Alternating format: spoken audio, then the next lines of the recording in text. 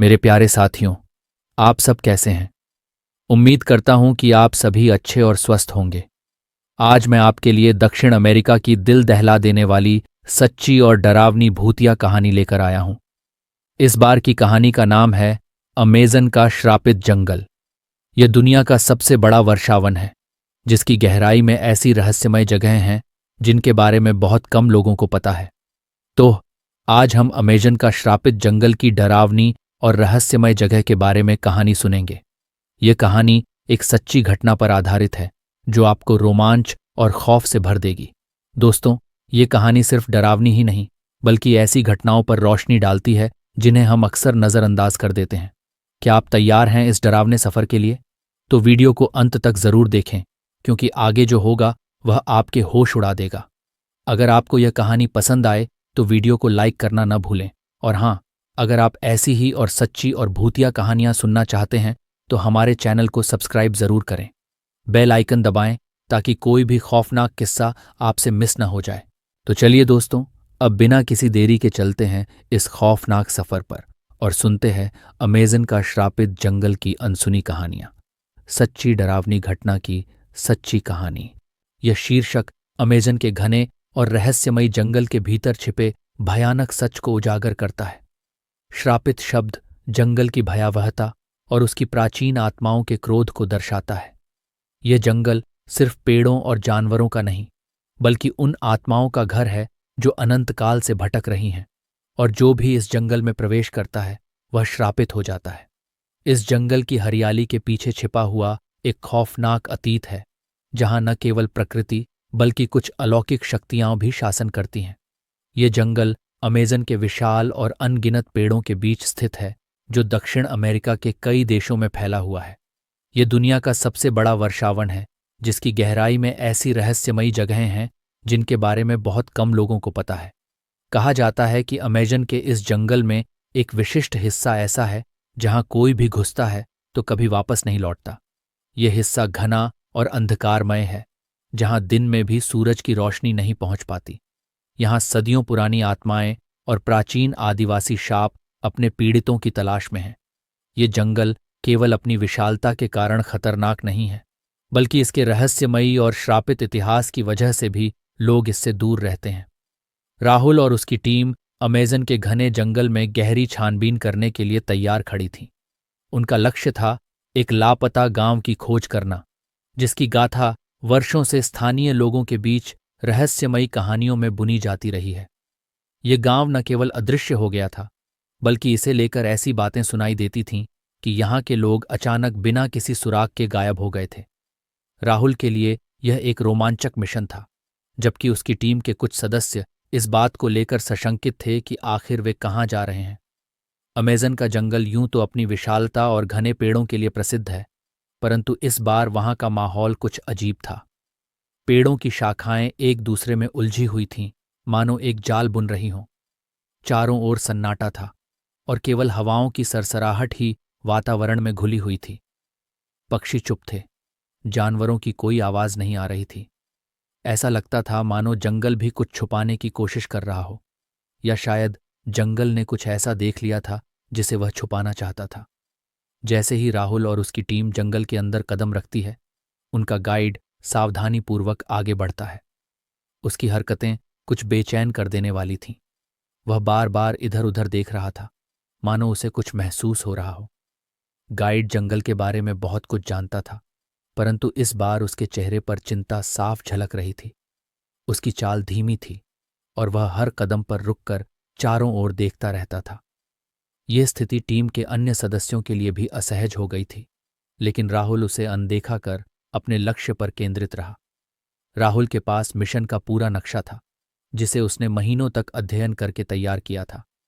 उसकी टीम में कुल 5 सदस्य थे, हर कोई अपने क्षेत्र का विशेषज्ञ, लेकिन उनके चेहरों पर अब भी जंगल की गहराई में छिपे खतरों का खौफ साफ नजर आ रहा था। जैसे जैसे वे जंगल में आगे बढ़ते जा रहे थे, जंगल की पेड़ पत्तियों से ढकी पगडंडी और भी धुंधली होती जा रही थी। वे उस गांव के बारे में सोच रहे थे जो यहां कहीं छुपा हुआ था, लेकिन किसी को यह नहीं पता था कि गांव तक पहुंचना आसान नहीं होगा। उनके गाइड का नाम था मारिया, जो स्थानीय थी और अमेजन के इस हिस्से के बारे में अनगिनत कहानियां जानती थीं। राहुल जब भी उससे कोई सवाल पूछता तो वह उसे बस आधे शब्दों में जवाब देती और उसके बाद अपने काम में फिर से लग जाती। अचानक चलते चलते मारिया रुक गई। उसके चेहरे पर घबराहट के भाव साफ नजर आने लगे। उसने अपना हाथ हवा में उठाया और इशारा किया कि सब रुक जाए। टीम के सभी सदस्य हैरान थे। क्या हुआ? राहुल ने पूछा। मारिया ने धीमी आवाज में कहा, यह जंगल उन आत्माओं का घर है जिन्हें कभी शांति नहीं मिली। यहां कुछ भी सामान्य नहीं है। उसकी आंखों में डर साफ झलक रहा था, मानो वह उन आत्माओं को देख रही हो। यह सुनकर टीम के बाकी सदस्य भी सतर्क हो गए, लेकिन राहुल इसे एक पुराने मिथक की तरह मानते हुए अनदेखा कर रहा था। वह अपने मिशन पर केंद्रित रहना चाहता था, लेकिन मारिया की आंखों में छुपा खौफ उसे विचलित करने लगा था। राहुल अब सोच में पड़ गया था। क्या यह सच में कोई रहस्यमयी शक्ति थी या सिर्फ अंधविश्वास? वह खुद को तर्कशील व्यक्ति मानता था जो केवल वैज्ञानिक तथ्यों पर विश्वास करता था, परंतु जंगल का यह हिस्सा कुछ और ही कहानी बयां कर रहा था। जैसे जैसे वे आगे बढ़ते गए, माहौल और भी भारी होता गया। पेड़ और घने हो गए और हर कदम पर घास की झाड़ियों के बीच से कुछ हलचल महसूस हो रही थी। राहुल ने देखा कि उसकी टीम के सदस्य अब घबराए हुए चल रहे थे। उन्होंने चारों ओर देखने की कोशिश की, लेकिन सिर्फ धुंधली आकृतियां ही नजर आ रही थीं। अचानक एक तेज हवाओं का झोंका आया और पेड़ जोर से हिलने लगे। एक अजीब सी आवाज जंगल के भीतर से आ रही थी, मानो कोई चीख रहा हो। मारिया ने फिर से टीम को रोक दिया। इस बार उसका चेहरा सफेद पड़ चुका था। उसने राहुल की ओर देखा और धीरे से कहा, ये आवाजें वही हैं जिनके बारे में मैंने आपको बताया था। वे हमें देख रही हैं, हमें देख रही हैं। राहुल ने उसे शांत करने की कोशिश की, लेकिन अब तक वह खुद भी इन अजीब घटनाओं से परेशान हो चुका था। जंगल के हर कोने में उसे किसी की निगाहों का एहसास होने लगा था, जैसे कोई छुपकर उन्हें देख रहा हो। पेड़ों के बीच से छायाएं हिलती हुई नजर आ रही थीं, लेकिन जब भी राहुल उन पर ध्यान देता वे गायब हो जातीं। हर कोई अब और भी डर गया था। टीम के बाकी सदस्य आपस में धीरे धीरे फुसफुसा रहे थे, मानो वे इस रहस्य से भागना चाहते हों। मारिया ने फिर से बोलना शुरू किया। इस बार उसकी आवाज बहुत गंभीर थी। ये जगह श्रापित है। इस जंगल में सिर्फ वही आत्माएं बची हैं जिन्हें कभी मुक्ति नहीं मिली। वे यहां अंधेरे में छुपी रहती हैं और जो भी इस जंगल में आता है उसे कभी वापस नहीं जाने देती। ये सुनते ही राहुल के हाथ पैर ठंडे हो गए।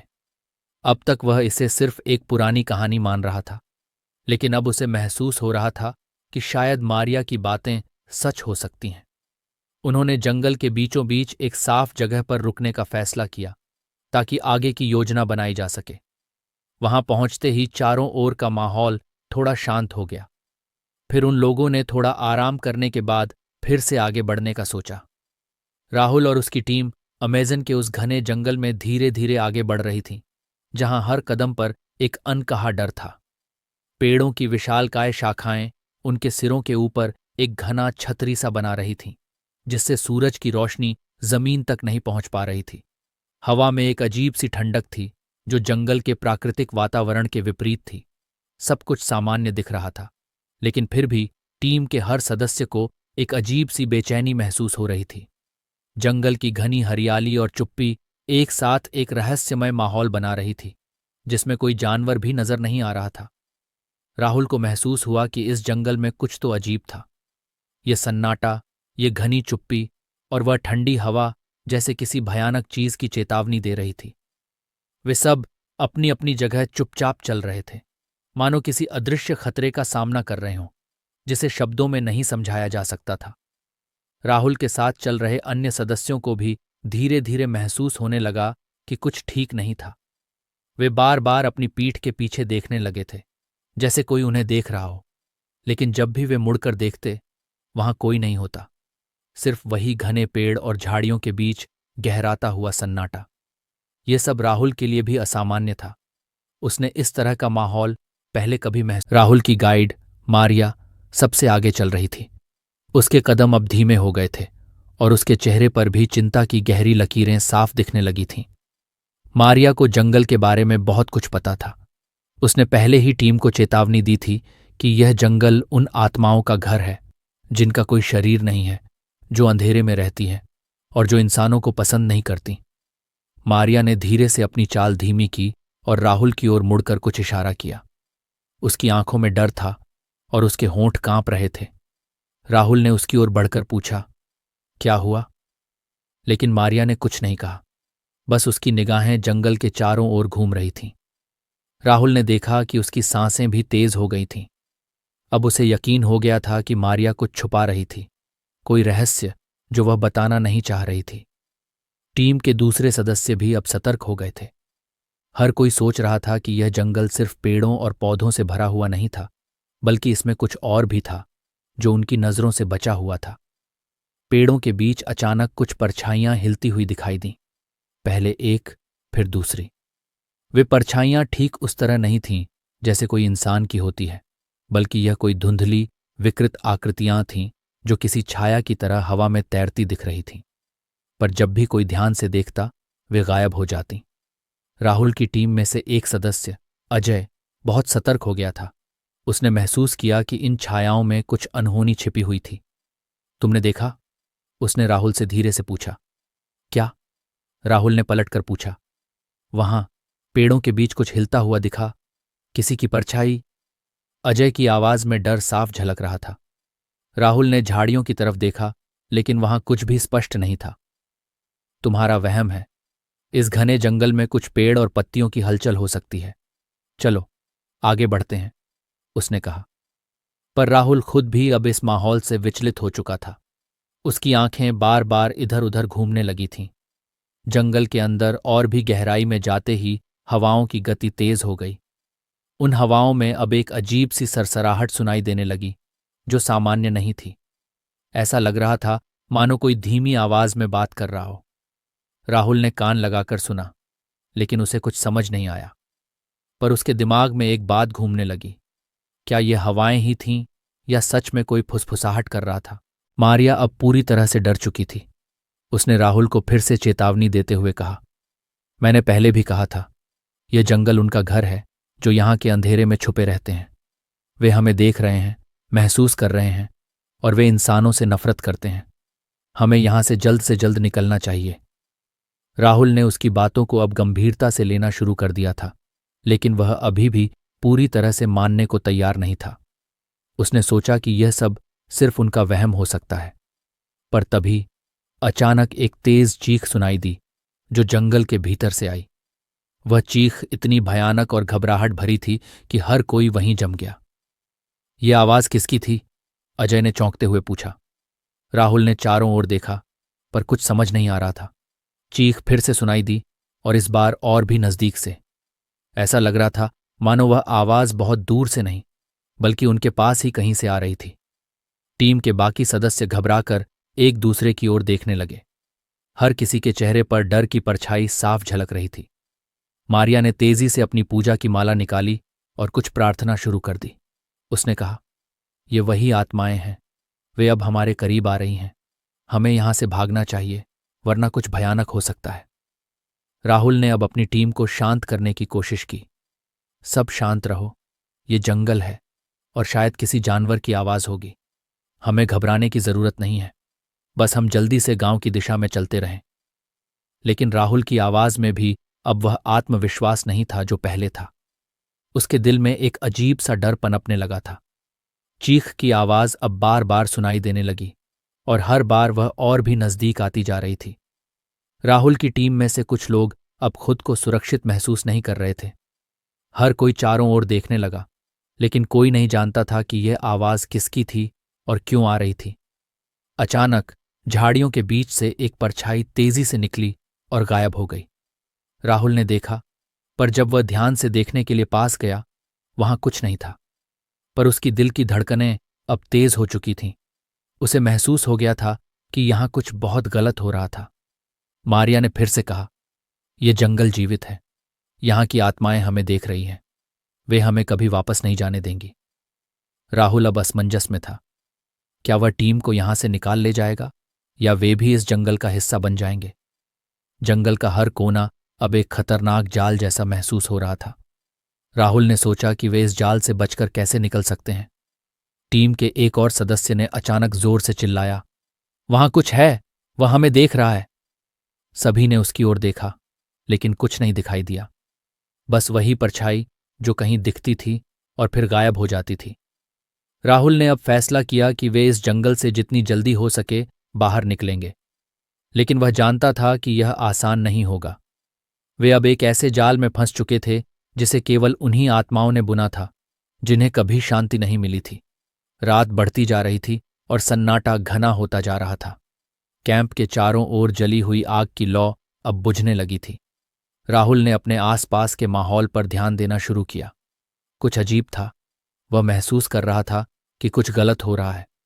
उसकी टीम के सदस्य भी चुपचाप बैठे थे, मानो किसी अदृश्य शक्ति ने उनके मुंह बंद कर दिए हों। अचानक एक अजीब सी गंध उनके चारों ओर फैलने लगी। ये गंध किसी सड़ी हुई चीज की थी, जो नाक में घुसते ही घबराहट पैदा कर रही थी। राहुल ने अपनी नाक को छुआ और अपनी टीम के सदस्यों की ओर देखा, जो अब भी उस गंध को महसूस कर रहे थे। उनकी भौहें सिकुड़ गई थीं और उनके चेहरे पर बेचैनी साफ दिख रही थी। ये गंध, ये कहाँ से आ रही है? राहुल ने अपने दोस्त अजय से पूछा, जो उसके बगल में बैठा था। मुझे नहीं पता, लेकिन यह बहुत बुरी है। ऐसा लग रहा है जैसे कुछ मरा हुआ हो, अजय ने अपनी नाक को ढकते हुए कहा। टीम के अन्य सदस्य भी अब अपनी नाक को ढकने लगे थे। गंध इतनी तीव्र हो गई थी कि अब उनके लिए सांस लेना मुश्किल हो रहा था। राहुल ने सोचा कि यह गंध शायद किसी सड़े हुए जानवर की हो सकती है, जो जंगल में मरा हुआ हो। लेकिन वह जितना सोचता गया, उतना ही यह बात अस्वाभाविक लगने लगी। जंगल में जानवरों के मरने की गंध आमतौर पर एक स्थान तक सीमित होती है, लेकिन यह गंध हर ओर फैल रही थी, मानो हवा खुद इसे उनके पास ला रही हो। राहुल ने अपने चारों ओर ध्यान से देखा। पेड़ अब भी चुप थे, लेकिन पेड़ों के बीच से कुछ हलचल महसूस होने लगी थी। ये हलचल न सिर्फ हवा के कारण थी, बल्कि ऐसा लग रहा था जैसे पेड़ों के पीछे कुछ छिपा हुआ हो जो उन्हें देख रहा हो। राहुल, क्या तुमने सुना? एक टीम के सदस्य ने धीरे से कहा। क्या? राहुल ने पूछा। मुझे कदमों की आवाज सुनाई दे रही है, जैसे कोई हमारे आसपास घूम रहा हो, उसने डर से कहा। राहुल ने ध्यान से सुना। पहले उसे कुछ नहीं सुनाई दिया, लेकिन फिर धीरे धीरे उसे भी ऐसा लगा जैसे कहीं से किसी के पैरों की धीमी धीमी आहट आ रही हो। वह आवाज इतनी धीमी थी कि किसी को भी शक हो सकता था कि यह सिर्फ हवा है, लेकिन राहुल अब पूरी तरह सतर्क हो गया था। कदमों की वह आहट बार बार आ रही थी और हर बार वह आवाज और करीब आती जा रही थी। राहुल ने अपने साथियों की ओर देखा। सबके चेहरे पर डर की छाया थी। हर कोई चुपचाप था, जैसे कोई शब्द बोलने से भी उन्हें कोई अनहोनी हो जाएगी। क्या यहां कोई है? राहुल ने ऊंची आवाज में कहा, लेकिन कोई जवाब नहीं आया। सन्नाटा और भी गहरा हो गया। अब केवल उस सड़ी हुई गंध और कदमों की आवाज थी जो उनके चारों ओर मंडरा रही थी। मुझे नहीं लगता कि यह कोई जानवर है, मारिया ने धीरे से कहा। उसकी आवाज में अब भी डर साफ झलक रहा था। ये कुछ और है, कुछ ऐसा जो हमें नहीं देखना चाहिए। राहुल ने उसकी बात को अनसुना करने की कोशिश की, लेकिन उसके मन में भी अब डर घर करने लगा था। वह जानता था कि इस जंगल में कुछ अजीब हो रहा था। यह गंध, यह कदमों की आवाज और यह सन्नाटा, यह सब सामान्य नहीं था। अचानक गंध और तीव्र हो गई। यह गंध अब ऐसी लग रही थी जैसे किसी सड़ी हुई लाश की हो। राहुल का मन मिचलाने लगा और उसे उल्टी का एहसास होने लगा। उसने अपने मुंह को ढक लिया, पर गंध उसके अंदर घुसती चली गई। हमें यहां से निकलना चाहिए, मारिया ने जल्दी से कहा। यह जंगल ठीक नहीं है, यहां कुछ बुरा होने वाला है। राहुल ने अपनी टीम को शांत करने की कोशिश की। सब लोग शांत रहो, हमें घबराने की जरूरत नहीं है। ये गंध हो सकता है कि किसी मरे हुए जानवर की हो। हम सुबह होते ही यहां से निकल जाएंगे। लेकिन राहुल खुद भी जानता था कि यह गंध किसी साधारण चीज की नहीं थी। यह कुछ और थी, कुछ भयानक, जिसे शब्दों में नहीं बताया जा सकता था। वह महसूस कर रहा था कि उनके आसपास कोई अदृश्य शक्ति थी जो उन्हें देख रही थी, उनके हर कदम पर नजर रख रही थी। राहुल ने चारों ओर ध्यान से देखा। पेड़ अब भी खामोश थे, पर अब उन्हें उन पेड़ों के बीच से कुछ और महसूस होने लगा था।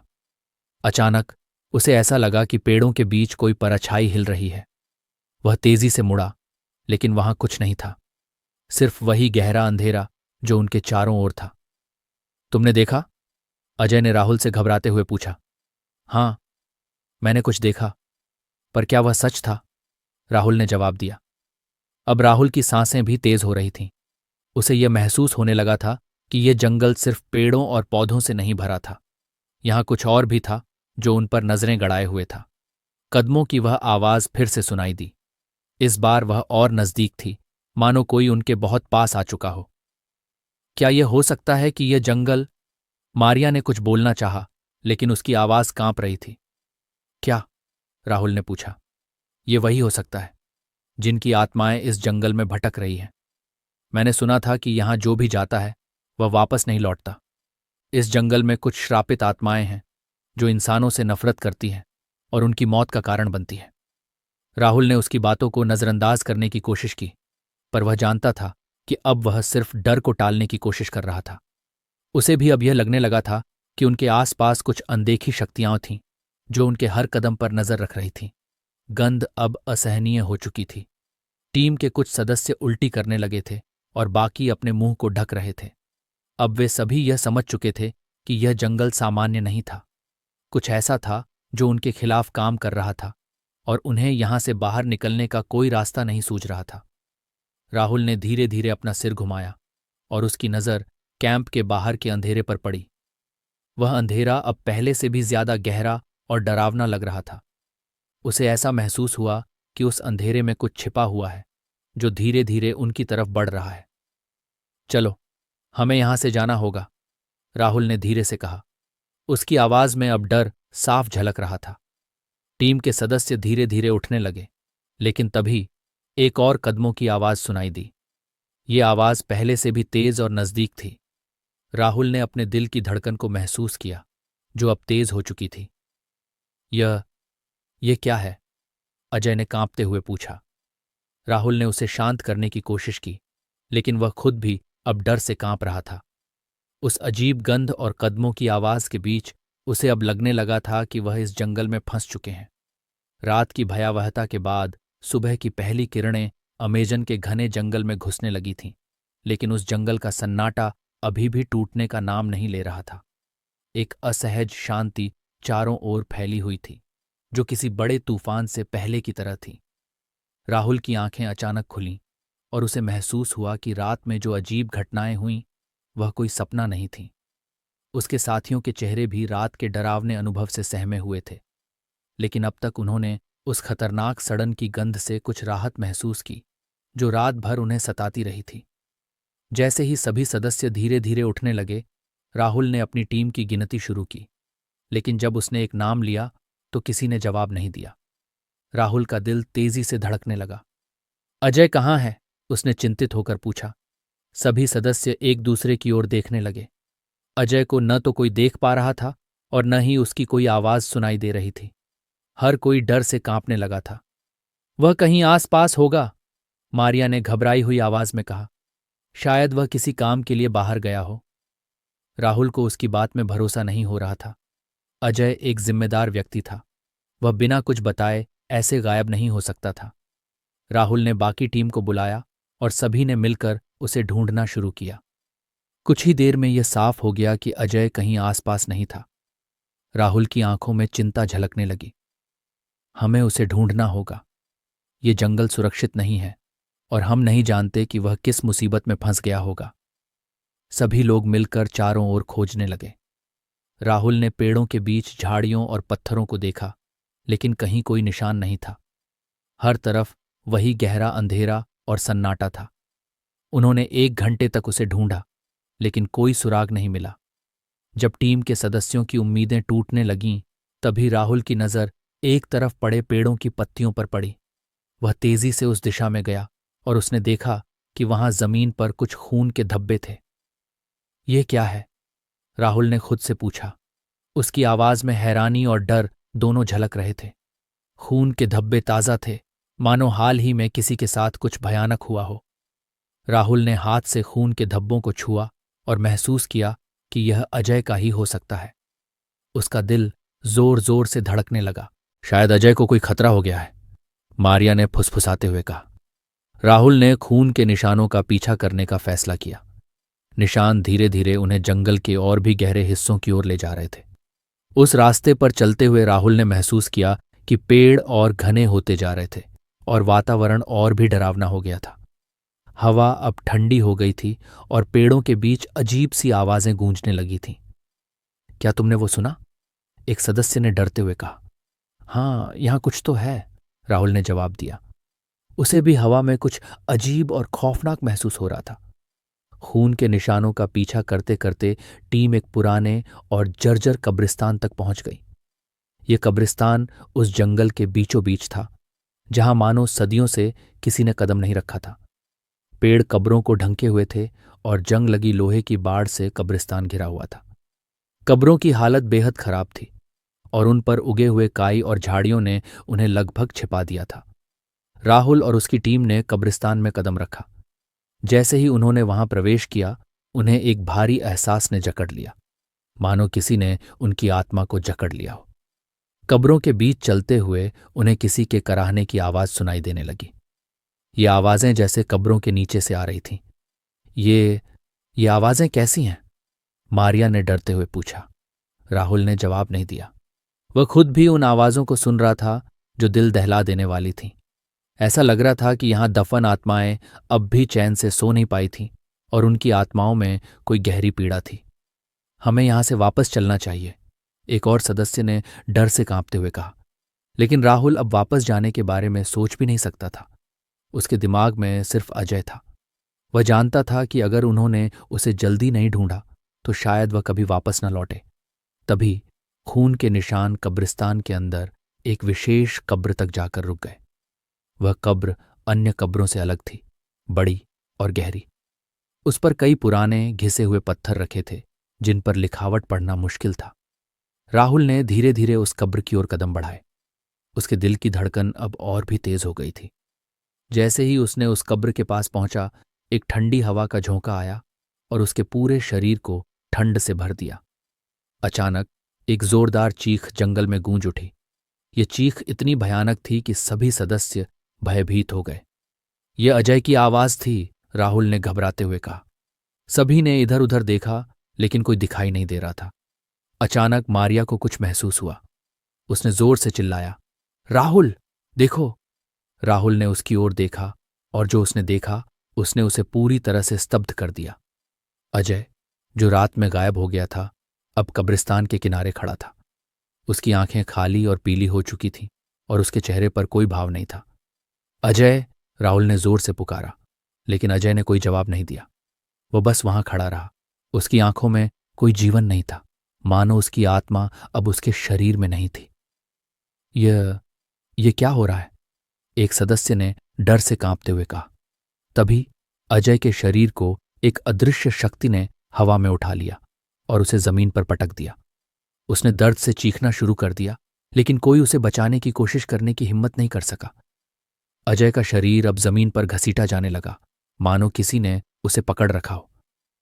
हम उसे बचा नहीं सकते, मारिया ने रोते हुए कहा। यह जंगल श्रापित है, हमें यहां से निकलना होगा। राहुल ने सबको चुप कराते हुए कहा, नहीं, हम उसे यूं छोड़ नहीं सकते। लेकिन वह खुद भी जानता था कि अब अजय को बचाना मुश्किल था। अजय की चीखें अब जंगल में गूंजने लगीं और धीरे धीरे उसकी आवाज कमजोर पड़ने लगी। वह अंधेरे में घिसटता चला गया और उसकी आखिरी आवाज भी गुम हो गई। सभी सदस्य अब स्तब्ध खड़े थे। उनके चेहरों पर भय का साया था।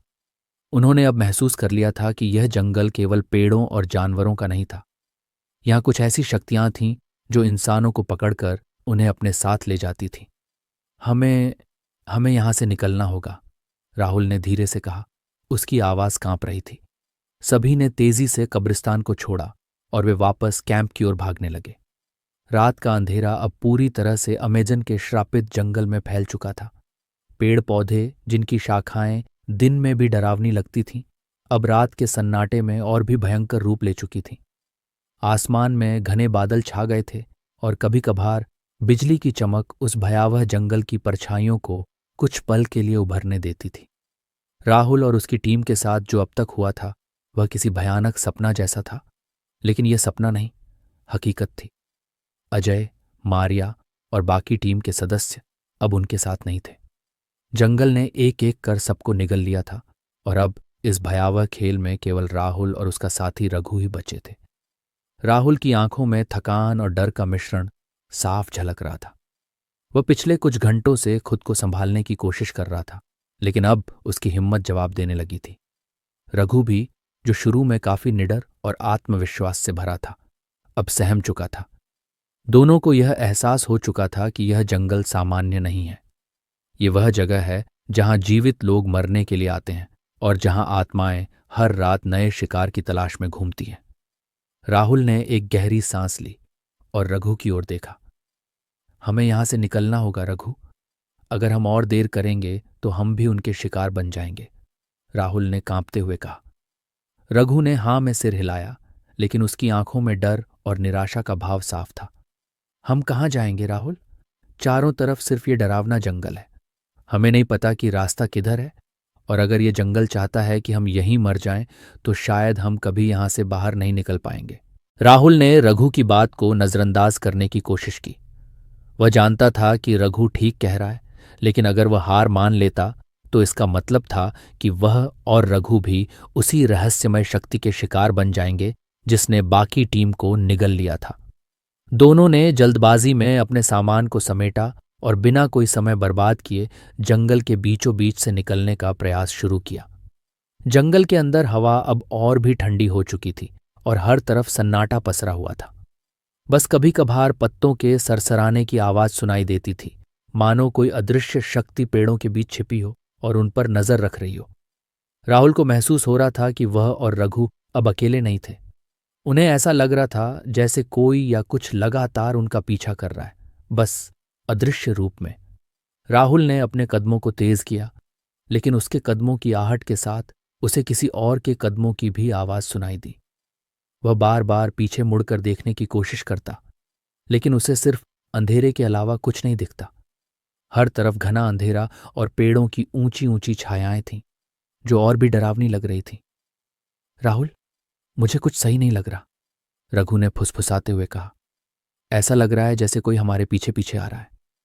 राहुल ने उसकी बात पर ध्यान दिया, लेकिन कुछ कहने से पहले ही उसे खुद भी वह भयानक एहसास होने लगा। उसकी धड़कन तेज हो गई और पसीना उसकी माथे पर चमकने लगा। अचानक हवा में एक अजीब सी गंध फैलने लगी। ये वही गंध थी जो उन्होंने पहले भी महसूस की थी, सड़न और मृत्यु की गंध। ये गंध इतनी भयानक थी कि दोनों को उल्टी जैसा महसूस होने लगा। ये वही गंध है, रघु ने घबराते हुए कहा। यह आत्माओं की गंध है, हमें जल्दी करना होगा। दोनों ने दौड़ना शुरू कर दिया, लेकिन जंगल का साया उन पर और भी भारी हो चुका था। चारों ओर से पत्तों की फुसफुसाहटें और अजीब सी आवाजें आने लगीं। ऐसा लग रहा था जैसे जंगल के पेड़ खुद जीवित हो गए हों और उनकी शाखाएं राहुल और रघु को पकड़ने के लिए आगे बढ़ रही हों। राहुल की आंखों में अब सिर्फ डर था। उसकी हर सांस भारी हो चुकी थी और उसे लग रहा था कि अब वे ज्यादा देर तक नहीं बच सकते। लेकिन जैसे ही वह और रघु एक घने हिस्से में पहुंचे, कुछ अजीब घटित हुआ। राहुल ने अचानक महसूस किया कि उसके पीछे कोई खड़ा है। उसने तुरंत पीछे मुड़कर देखा, लेकिन कोई दिखाई नहीं दिया। फिर उसे रघु की चीख सुनाई दी। राहुल, बचाओ! रघु ने जोर से चिल्लाया। राहुल ने उसकी ओर देखा और वह दृश्य देखकर उसके रोंगटे खड़े हो गए। रघु का शरीर हवा में उठा हुआ था, मानो किसी अदृश्य शक्ति ने उसे जकड़ रखा हो। रघु चीख रहा था, लेकिन उसे बचाने के लिए कोई वहां नहीं था।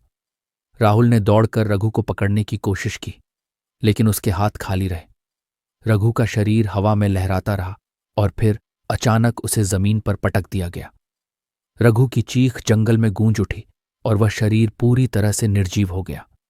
राहुल अब पूरी तरह से अकेला था। उसकी आंखों में डर और खौफ के अलावा कुछ नहीं था। उसने जंगल की ओर देखा और उसे वहां अंधेरे में कुछ हलचल महसूस हुई। वह अब समझ चुका था कि यह जंगल वास्तव में श्रापित था। अचानक उसे हवा में एक भयानक छाया दिखाई दी। यह छाया धीरे धीरे उसके पास आ रही थी।